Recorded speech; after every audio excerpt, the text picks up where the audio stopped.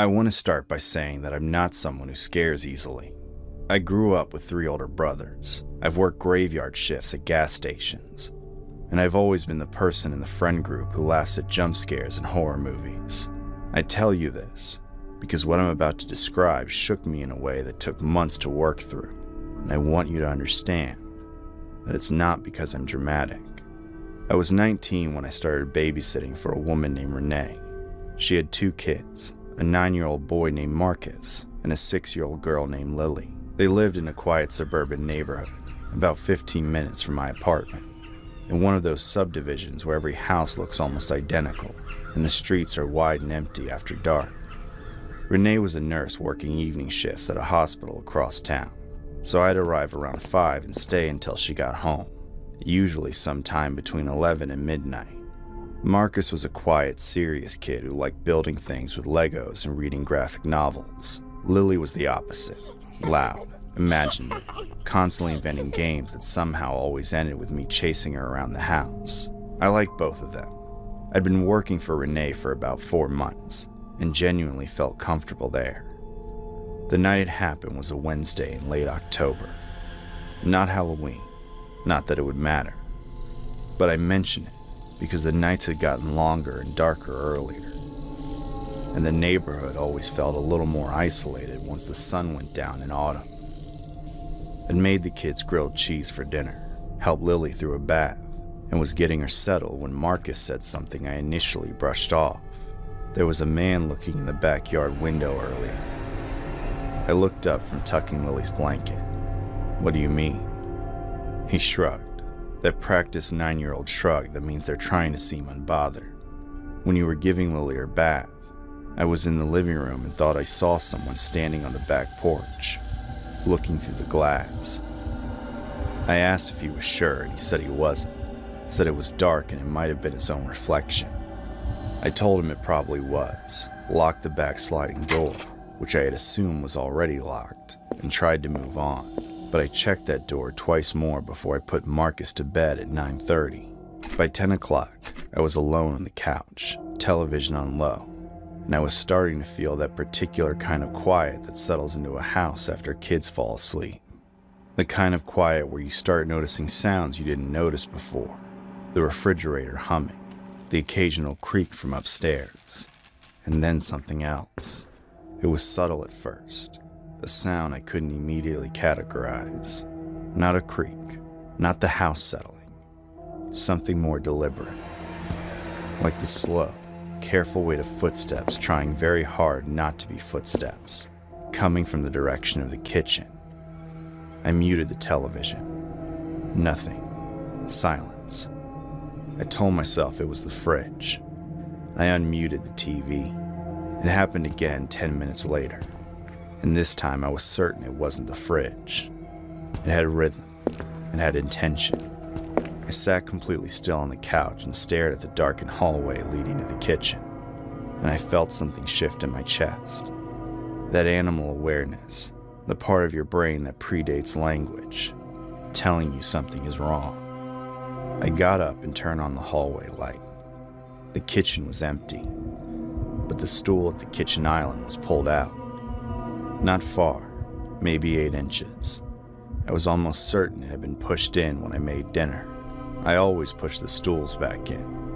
It was a compulsive habit of mine. Almost certain isn't the same as certain, though. So I talked myself down. I went back to the couch. Then I noticed the glass. There was a glass on the counter near the sink, a clear drinking glass with maybe 2 inches of water in it. I hadn't poured that glass. I had given the kids juice with dinner, and I had been drinking from a water bottle I brought with me. I stood there staring at it for what felt like a long time, and I could feel my own heartbeat in my throat. I called Renee. She picked up on the 3rd ring, and I kept my voice low and even. I told her what Marcus had said, what I'd heard, the stool and the glass. There was a pause on her end that lasted too long.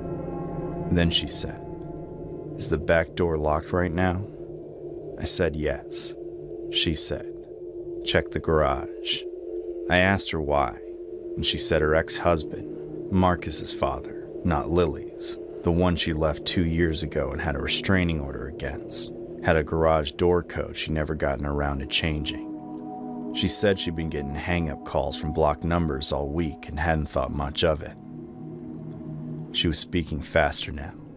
I was already moving toward the interior garage door, and she told me not to open it, to take the kids out through the front door and go to a neighbor's house and call 911. I didn't make it to the garage door, because as I turned toward the hallway, I heard the door to the garage click. Not open, just the latch releasing, as though someone on the other side had their hand on the knob and had just decided to stop. I dropped the phone and I moved. I don't fully remember getting up the stairs. I remember grabbing Marcus from his bed and being surprised by how awake he was, like some part of him was waiting. I got Lily up, got both of them out the front door, left it wide open behind us, and ran 3 houses down to a neighbor I recognized. We were inside a stranger's kitchen when we heard Renee's front door slam shut from down the street. The police came. Renee came 40 minutes later, still in her scrubs. And I remember her hugging the kids in the neighbor's driveway while 2 officers walked through her house with flashlights. They found the water glass. They found scuff marks near the garage that suggested someone had been standing in that narrow space between the car and the wall for some time. One of the officers told me, quietly, that whoever was in there had been in there for a while. I thought about all the sounds I dismissed, all the minutes I'd sat 10 feet from that garage door, watching television, not knowing. They never confirmed it was Renee's ex. No cameras, no prints that meant anything. He denied it. The restraining order was reviewed and strengthened, for whatever that's worth. What I keep coming back to, even now, is Marcus. He saw someone at that back window and told me, clearly, calmly. The way a 9-year-old has already learned to manage fear tells an adult something important. And I locked the door and changed the subject. He knew something was wrong before I did. He'd probably known something was wrong for much longer than that. I don't babysit anymore. I don't say that to be dramatic. I just don't think I'm suited for it. For that particular responsibility of being the last line of protection for someone else's children in a house that isn't mine, in a situation I don't fully understand. Some quiet houses aren't empty. That's the thing nobody tells you until you've already learned it.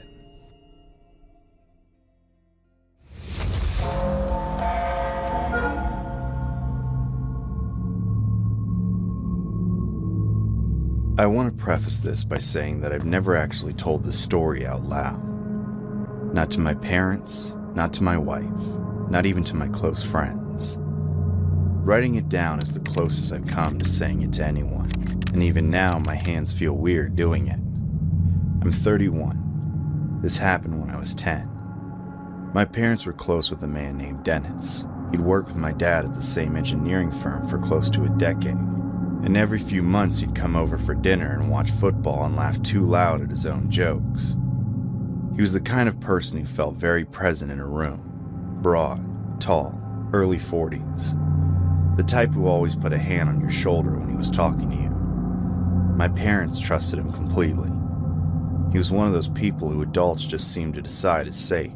My little brother Eli was 7 at the time. When my parents needed someone to stay with us for a long weekend, a cousin's wedding 3 states over, Dennis offered before they even asked. My mom told me later that she felt relieved, like it all had worked out perfectly. He stayed at our house Friday through Monday morning. The first day was fine, more than fine actually. Dennis brought a bag of candy and rented 2 movies and let us stay up past 10. He made us grilled cheese for dinner and watched cartoons with Eli on the couch. I remember thinking he was all right. I remember feeling glad it wasn't some stranger. It was Saturday night that things shifted. I was in my room reading when I noticed the house had gotten very quiet. Eli's room was across the hall from mine, and I could normally hear his TV through the wall. It had gone off. I figured he'd fallen asleep, which was normal for him. I didn't think about Dennis until I realized I hadn't heard the man moving around in a while either. No TV from the living room. No sounds from the kitchen. I cracked my door open and looked down the hallway. Dennis was standing outside Eli's door, just standing there. His back was to me. He wasn't moving. He was just facing the closed door with his hand resting against the frame. Not knocking, not opening it. Just resting his palm flat against the wood like he was checking for heat. I watched him for what felt like a long time. Then he turned and walked back toward the living room. He didn't see me. I told myself it was nothing. Adults check on kids. That's what they do. I closed my door and went back to my book, but I couldn't read. I just sat there with the words in front of me, not taking in any of them. I woke up deep in the night because I heard Eli's voice. He wasn't crying, just talking, the sleepy murmur of a little kid. I sat up, and in the thin light under my door, I could see that the hallway light was on. I got up. Eli's door was open about 6 inches. Dennis was sitting on the edge of Eli's bed. Eli was still half asleep, turned away, and Dennis had his hand on my brother's back, just resting there in the dark. He was talking quietly, too low to make out. When he heard me push the door open, he turned. "Hey, bud," he said, completely calm. "Your brother had a bad dream. I was just checking on him." I didn't say anything. I walked into the room and sat down on the floor next to the bed. Dennis looked at me for a moment and then stood up. He ruffled my hair, said something like, "You boys get some sleep," and walked out. I heard him go down the hall. I heard the guest room door click shut.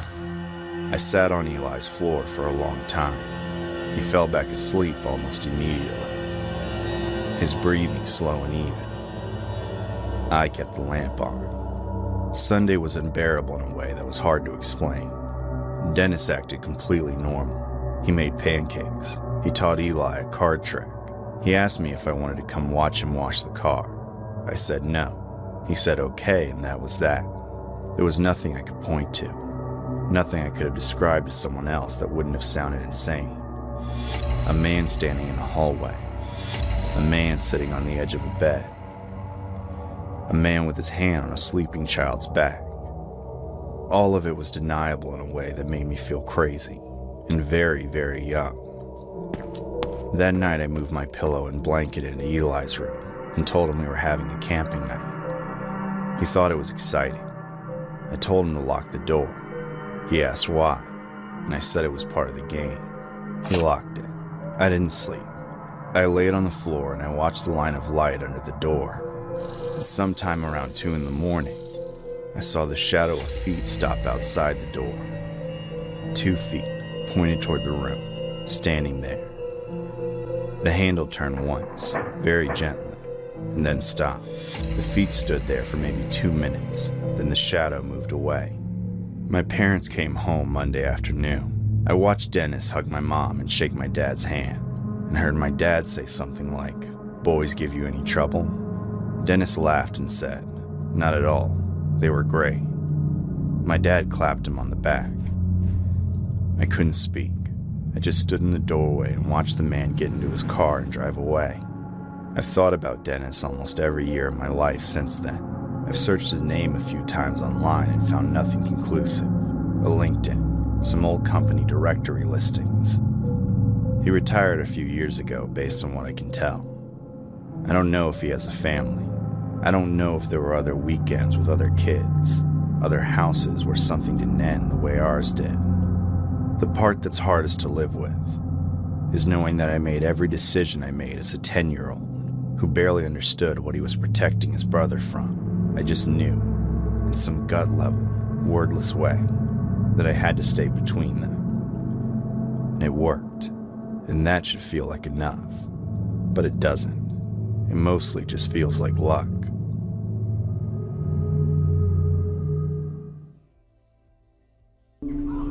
This happened when I was 16. The summer of 2015. I'd been babysitting for about a year at that point, so I wasn't exactly new to it. Our next door neighbors, the Harmons, had a daughter named Mia who was 6 years old.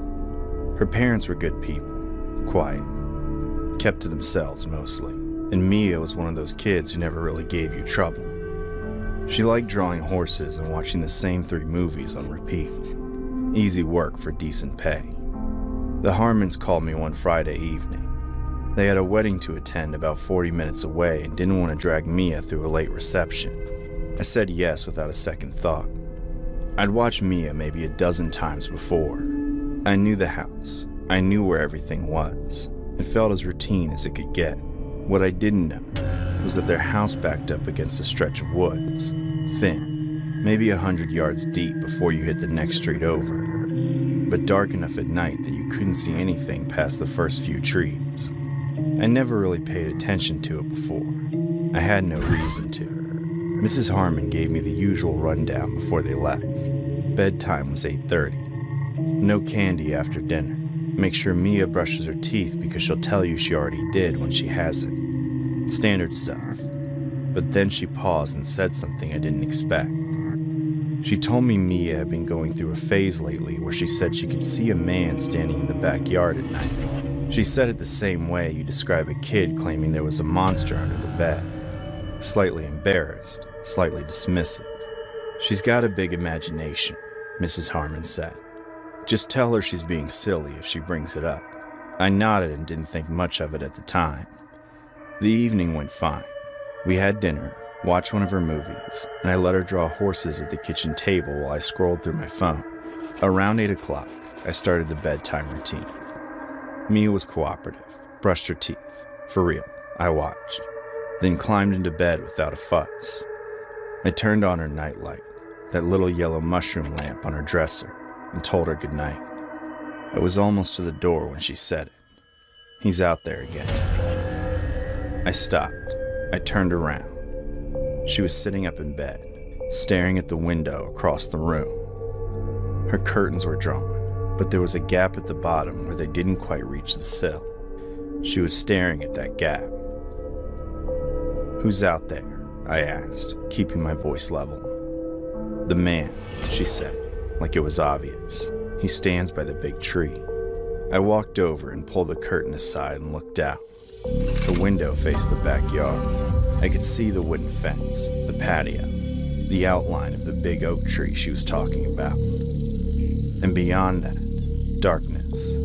Just the woods, nothing unusual. No shapes, no movement. I told her it was probably just shadows from the branches. I told her there was no one there. I pulled the curtain fully shut, tucked her back in, and turned the nightlight up as bright as it would go. She didn't argue. She just watched me leave with this expression I still think about sometimes. Not scared exactly. More like she felt sorry for me. I went downstairs and turned on the TV, but I couldn't focus on it. Something about the way she'd said it, so flat, so certain, no drama, sat wrong with me. Kids who are making things up usually want a reaction. They'll escalate. They'll cry a little. They'll make sure you're paying attention. Mia hadn't done any of that. She just stated it like a fact and let it go.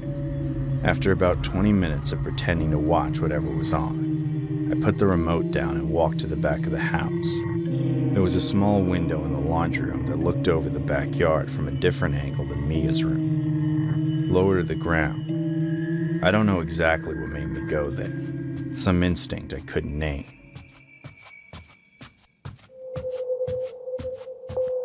I didn't turn the laundry room light on. I just moved to the window slowly and looked out.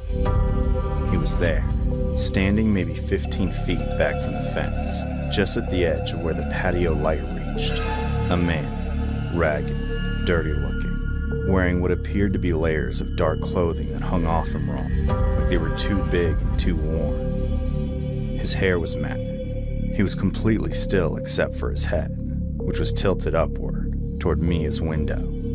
I don't remember making a sound, but I must have shifted or exhaled or something, because right at that moment, he looked down, directly at the laundry room window, directly at me. We stared at each other for what was probably 2 seconds, but felt like something much longer. His face was in shadow and I couldn't make out his expression clearly, but I remember his eyes catching the patio light just slightly, like an animal's eyes at the edge of a road, Then he stepped backward into the dark and was gone. I didn't scream. I didn't run. My body kind of locked up for a moment before I registered what I was supposed to do. I checked that the back door was locked. It was, thankfully. Then I went around the entire first floor, checking every window and door.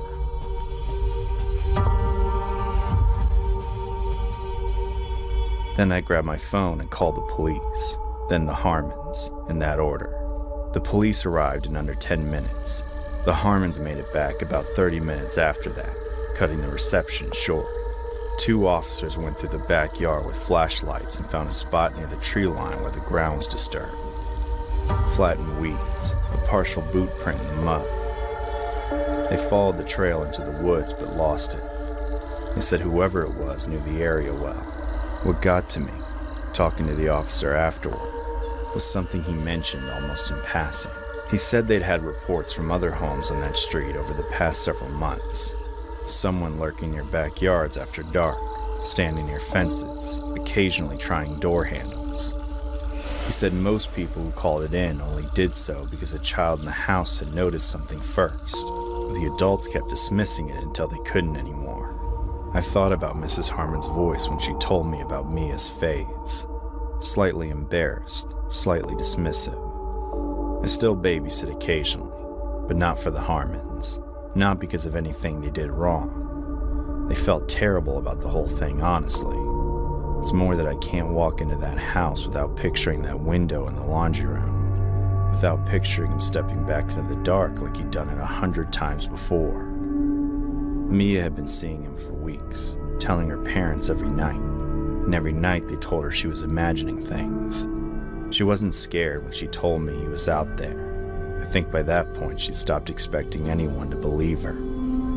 I don't know how long he'd been watching that window. I don't know what he was waiting for. I don't let myself think about that part too long. But I do think parents ought to listen to their kids when they say someone's out there. Just look. It takes 30 seconds to look.